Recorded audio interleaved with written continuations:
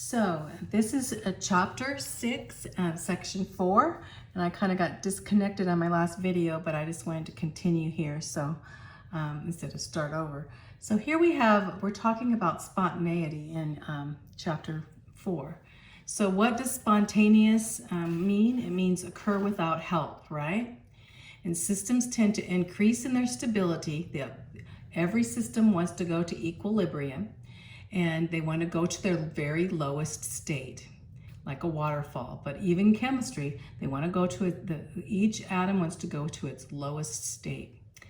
Exothermic, that means those that give off energy, to release energy to a lower state. So atoms like to release their energy, or those things, those chemical reactions, I should say, would like to release their energy so that they could be at a lower state. And in doing this a lot, they're going to produce heat, or their temperature will go up, or they're going to let go of energy. That's exothermic, the exit of heat, right? So entropy, when we talk about entropy, and we did that in that last video, entropy means going from disorder or randomness.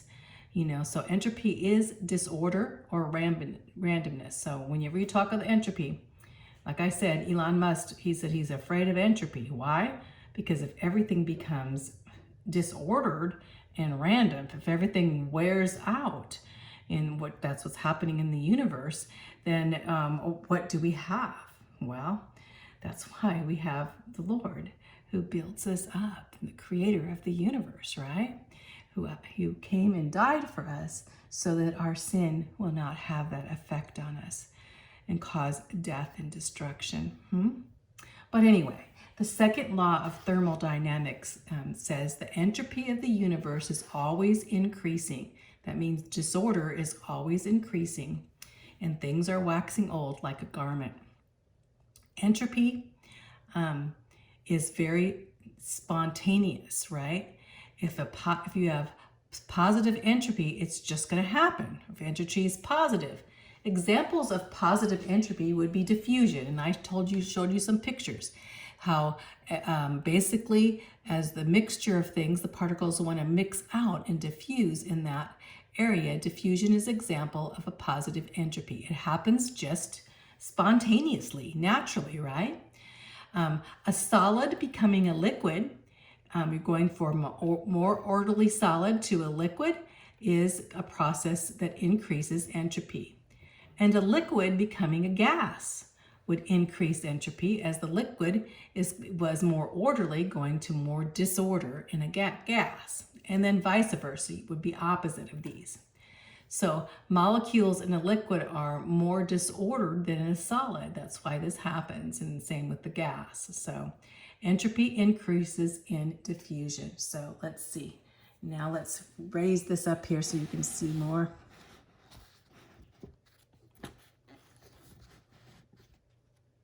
Okay. All right, I hope you can see it here. So entropy, if we look at entropy, let me put this up so you can see it better. Okay. Entropy, you use the delta S. That's the change in entropy. This is going to be our symbol, S. Just one they picked. Why they picked us, I don't know, but this is one. This is the entropy sign. And a positive increase is an increase in entropy, and a negative would be a decrease in entropy. That's what this sign. So melting, if it's melting into something, melting actually, as something melted, is a positive, because melting, as it's melting from a solid to a liquid, it's, like I said before, it's going to increase in entropy, because it's more freedom to move. The more freedom you have to move is the more of the equilibrium. And if it's freezing, it's turning from a state of more disorder to order, so it would be opposite of entropy. You got that? So let's go here, down here. I'm going to read this here. So enthalpy, or enthalpy. Well, I'm going to pronounce it enthalpy so you don't think I'm talking about entropy, because they're so similar in pronouncing. Enthalpy changes and entropy changes. whether spontaneous. So enthalpy, this is what we learned before. It has to do with heat, right? And those chemical reactions. When it decreases, entropy increases, then you have more spontaneousness, right? So also if we have a negative, this sign is for enthalpy, right? And a positive entropy. So if this one is negative and this one is positive, so we will have more of as the positive, we will have more entropy, which is going to more disorder. So basically, if the enthalpy goes up, the entropy is going to go down, and that's going to be non-spontaneous. Whenever you have a low enthalpy, and then you have a high entropy, it's going to be spontaneous. So the one's non-spontaneous and one is spontaneous. So these are just opposite, and you can tell. Just always know with entropy getting more, you're going to be more spontaneous, because it's basically going to more disorder, or actually going to that place of equilibrium. So let's go on to the next this next page of my notes here. So I hope I'm just telling you this so you can understand it. So some things are kind of hard for me to explain, but hopefully these notes will explain things a little better. Okay, so we have Gibbs free energy, right? That's what we're going to talk about. And this is nothing to really, it doesn't really say who Gibbs was or whatever, but they use the term Gibbs for G. And this is the thermodynamic state function, which includes what we've been talking about, enthalpy and entropy. So, and here is the equation that is going to be used. All G means is how spontaneous it's going to be.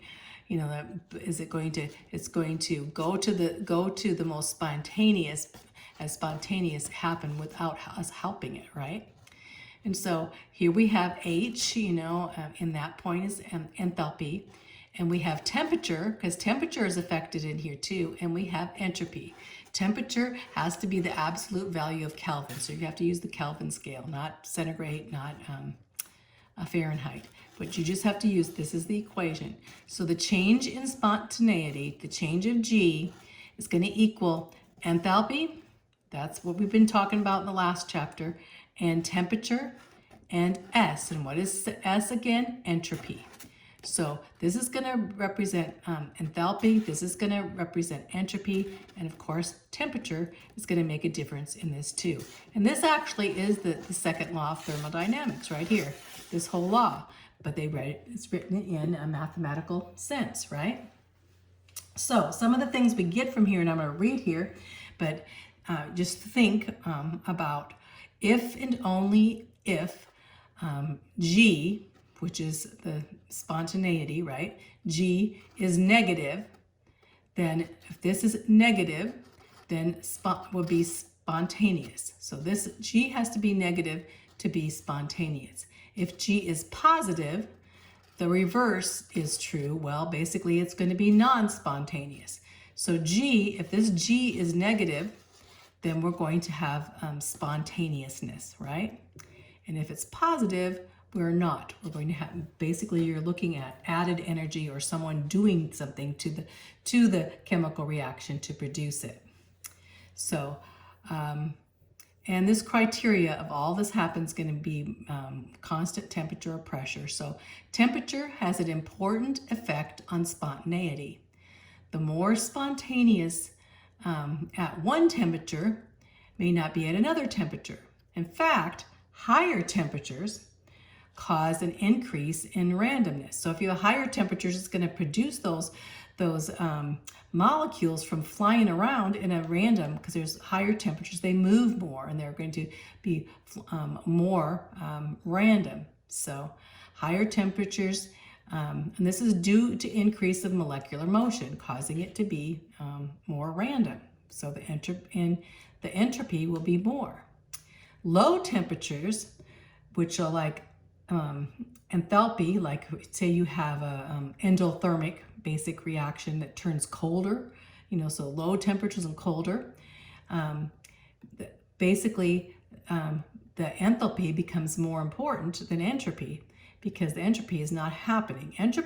Increased entropy always needs, looks at, the loss of energy to become, when you lose something, loses energy, it becomes less, right?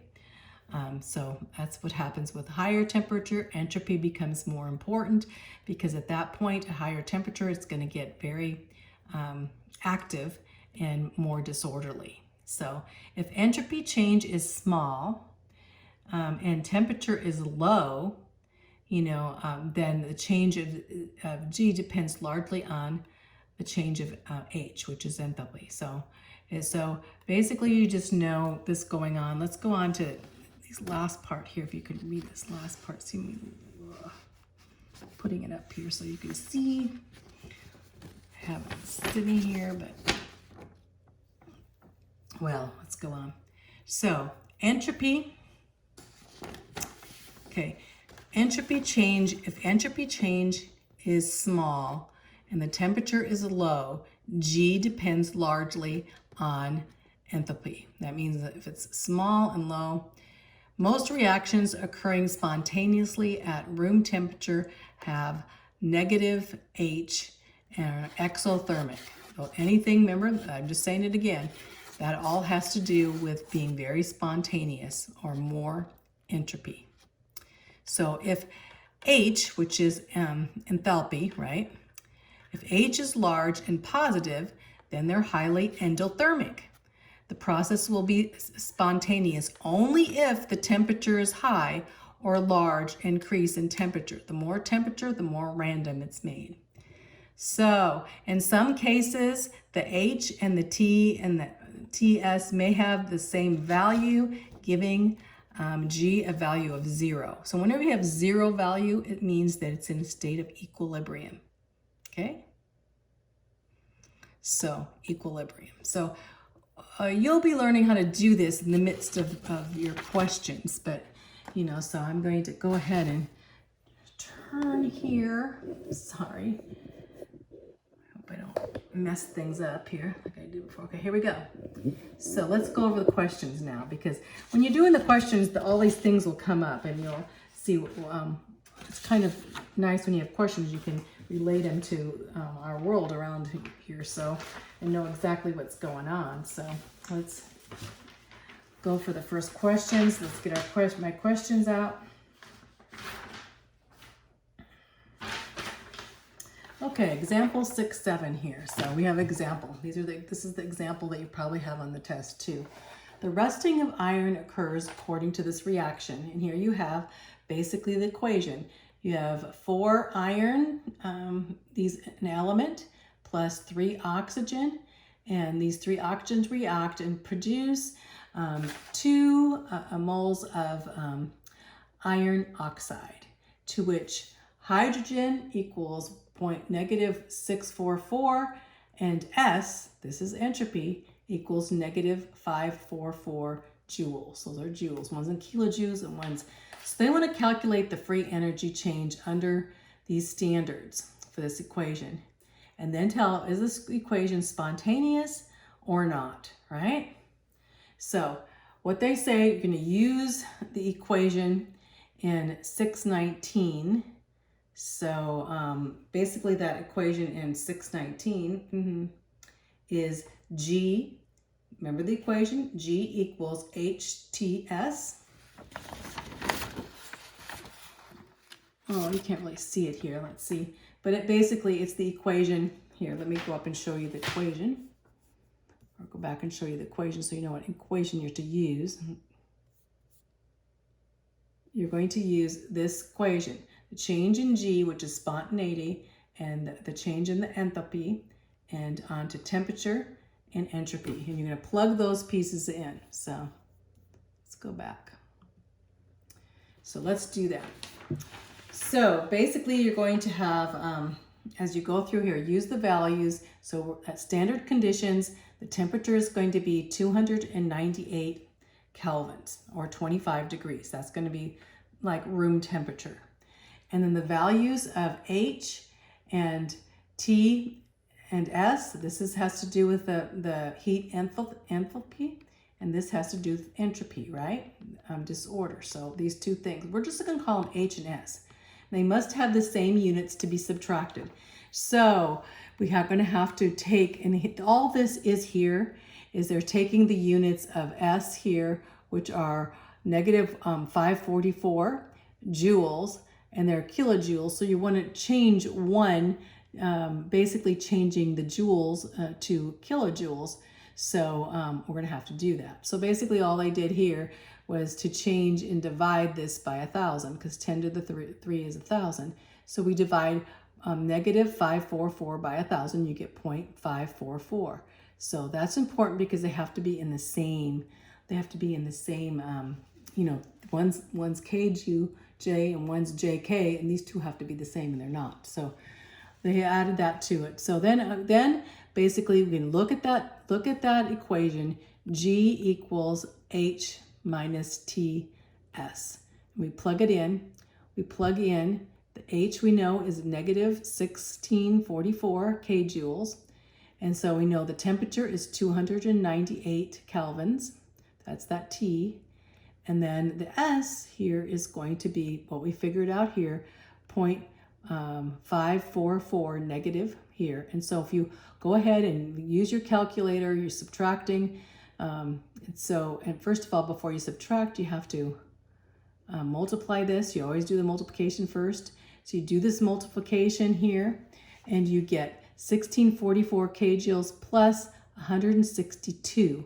So this answer, basically 298 times this number, is going to be approximately 162. And this 162 kjoules. And so here we have the criterion for determining spontaneity is the sign. So is it negative or positive? It's a negative sign. So whenever G is negative, the reaction is spontaneous. So if it's a negative, and it is a negative, it's going to be a spontaneous. So basically negative 1644 plus a positive 162 is still going to be negative, and that's the answer. These are not that hard. You basically have to plug in, just plug in the numbers that they give you. But we had to look at first here, this first number here being kilojoules and joules. And that's basically the only conversion you're going to have to do on your test either too. So is whenever you see JK and little kj, you're going to have to divide it by 1,000. So let's see, we have some time left. So I'm going to go through some of these review, just kind of look at it real quick. Some of these review questions. Define entropy. I hope you can do that. And that is disorder or randomness, right? Number 2, what law states that entropy of the universe is always increasing? Disorder is always increasing. The second law of thermodynamics, right? Number 3, does a positive S, that's disorder or entropy, mean that the disorder has increased or decreased? So if you have positive entry, the disorder is increasing, meaning it's becoming more disorderly, right? Or more spontaneous, meaning disorder comes naturally. Order doesn't come naturally. So a decrease in entropy would be basically will involve the increase in entropy. Well, anyway, this is what basically becoming less order. So what sign will free energy change G have for a non-spontaneous process or a spontaneous process? Okay, so G, what sign it means, is it going to be negative or positive? So what sign, so will G be negative or positive? So if G is negative, that means it'd be spontaneous, right? So if G is negative, it would be spontaneous. If G is positive, it'll be non-spontaneous. So G would be, for non-spontaneous, would be positive. For spontaneous, it would be negative. Okay? So let's go on. These are problems here. Arrange the following systems in order increasing randomness or disorder. Begin with the most ordered. So we have ammonia. First of all, it says ammonia, liquid, gas, and solid. So we want to begin with the most ordered system. In a solid, the atoms are really tight in order. So solid would be the first one. And then they go to a liquid. The liquid would be more disorderly, but the gas would be the most disordered. So go from solid to liquid to gas.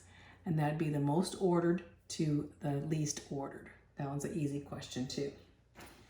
So on to, let's see, on to number 2.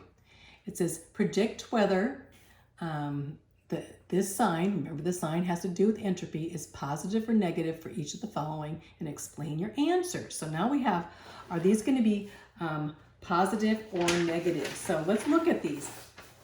So if we have, basically what we're going to look at a lot is whether it's going to be a solid to a gas or liquid. You're going to look at those first, but we're going to examine each one. So we have carbon dioxide solid, and it's going to turn into carbon dioxide gas.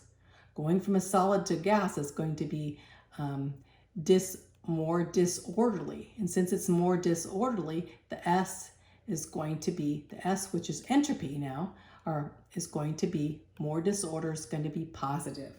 So this one's going to be positive. A is going to be positive because it's going from order to disorder, which is entropy, positive entropy.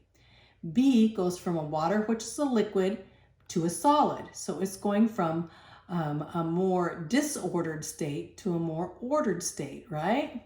And so from liquid to solid, it's actually from liquid to solid, it's going to be negative, right? S is going to be negative. It's going to be less entropy because it's going from a more ordered state, or from a less ordered state to a more ordered state. So this will be, S will be positive in that one. So, and on to C, you have a solid and you have a gas that produces a gas. So you're going, again, from the solid here, you're going from a more ordered state to a less ordered state. So you know that that's going to be negative, right? Again, you have a solid and a gas and a gas. Since you have a solid over here, this is going to be more ordered to less ordered. Whenever it goes to a gas, it's less ordered, so the S is going to be positive. Entropy is going to be positive. Here we have another solid here, and another solid here, going to a gas and a solid. So you're going from a very ordered state here, that letting off this gas energy here, it's going to be less ordered. So on D, you're going to have the solid to the gas. So this is going to be the entropy is going to be positive because it's going to be more disorderly, right? So let's go on to E here. And E, you'll have a solid, and then you have a solid, gas, and gas. Again, you're going from a solid orderly state to a less orderly state. So that S is going to be positive here. So let's go on to, let's see, the last one is copper sulfate precipitates from copper sulfate aqueous. Well, we look in that. We're just looking here. We have a solid state going to a liquid state. So a solid is more orderly than a liquid. So again, from solid, the order to disorder, you're going to have a positive S again.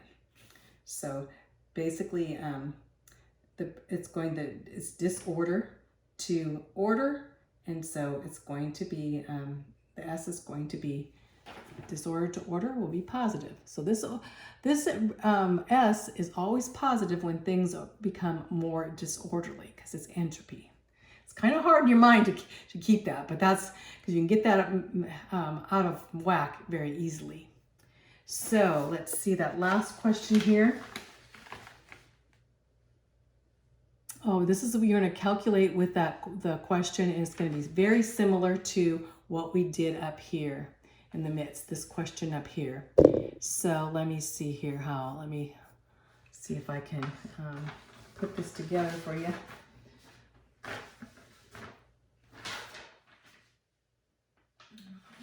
Okay, oh, here we go. So if we have, we take this this formula here, I'm just telling you how to do this. In this formula, this is the formula, the combustion of the cyanogen and with oxygen, basically burning of this, and the setting free of heat, basically turning to carbon dioxide and nitrogen, so it's breaking it down. And so we're to calculate the G, that's the spontaneity, and for the reaction conditions, and they have enthalpy, the H is going to be 1.94, and the S is going to be 33.4. So see if I can just turn this over here, picture, there we go, and show you on here.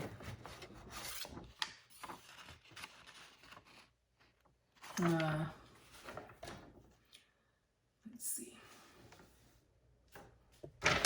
Here's my calculations. Sorry, it's not going to work. So I'm just gonna go ahead and stop here, and this one we're gonna have to do in another video, the next video when I do the other, because I can't really get it focused in here. But basically, let me show you how to do this. So you're going to use that equation that we had before. Do you remember that equation? It's actually right here, down here. G equals H minus TS. And first of all, you're going to figure out what H is. We know what H is, so we can plug that one in. And we know what S is, and so we can plug that one in. But we have to look here, calculate G for the reaction here. So basically, in plugging these in into this equation right here, it's going to be very easy because we plug in those numbers. So we'll have, let's see here, we'll have 33.4 and 1090. So we're going to have 33.4, and we're going to change that number because that number is in kjoules and we have it in joules. So that we have to change this number. And so if we're going to change this number here, we have to change it from 33.4 and then move it over 3 times. So we'll have 0.034. So we have to change this to a different number, and then you plug it in. We change this to we have to divide it by 1,000, which would be 0.0334. And we put that, as we put that in, then we're going to plug it in, the numbers in, and you'll plug the numbers into G equals H times S, and you'll get this number. So it's basically plugging it in, but first we have to change and divide this number by 1,000 so that these two are in the same, you know, we're measuring in kilojoules instead. So these two are the same by dividing this number by 1,000 and then plugging it in. Not very hard. So that wasn't a very hard question. So let's stop there, and I'm going to go on to go over the review, and I'm going to start going over the quizzes and tests, and we'll be done.